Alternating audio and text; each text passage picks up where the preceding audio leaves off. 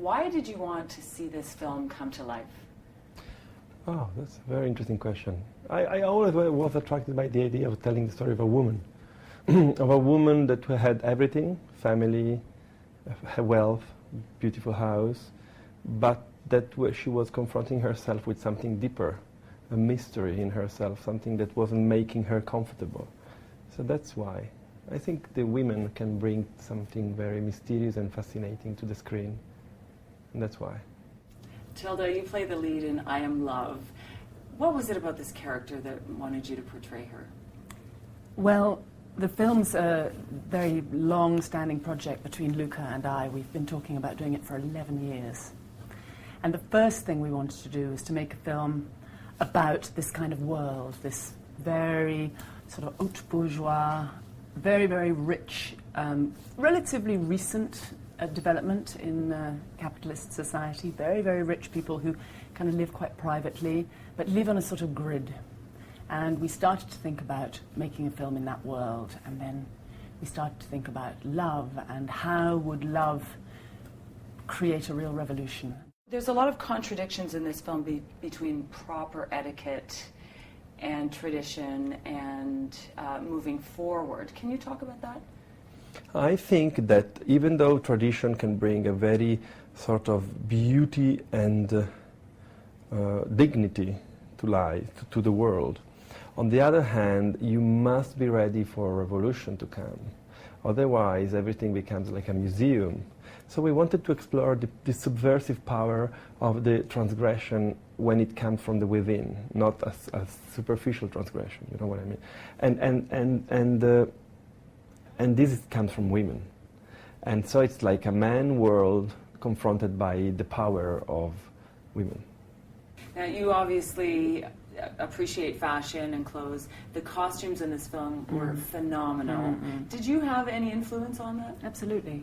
I have a long-standing relationship with Jill Sander, with Raf Simons, who designs for Jill Sander, and we, from the very beginning, started talking about making a kind of coherent wardrobe for this character. It's an old tradition which I think has slightly died out now. The idea of a designer making a really new collection on a character in a film, and I think that they did an extraordinary job because, believe it or not, it feels modern, but actually it's a period film. It's set in 2000, which is a long time ago in fashion, and we wanted it to have that sort of slightly classic, old school cinema feel, but at the same time to be precise to the time. And you need someone with the kind of genius of Raf Simons to do that. And what was it like with the kind of genius of Luca? Well, you know, that's Grace. That's Grace. I've known him for a very long time, and I'm feeling very happy at the moment because I've been singing his song for so long, and people have been not knowing what I was talking about, but now they can see for themselves. He's really a new master, in my view. I say quite modestly in his name that he's a real, proper, classic filmmaker, and he's downloading all the tradition of all his cineastic knowledge and making something really fresh. And no, I'm so happy to work with him. With Tilda, it's like dancing. It's like dancing. It's like a collaboration, you know, like. And the challenge is always new every day, and it's really like companionship. It's fantastic. What do you think the audience will take away from I Am Love? It's a kind of emotional cinema that very often people say doesn't exist anymore. I think people will say completely justified but corny things like they don't make them anymore like that. It's really beautiful. I mean, incredibly beautiful. It's about a world of beauty, so in the one sense it's about deconstructing that kind of beauty, but it's also about the most beautiful nature.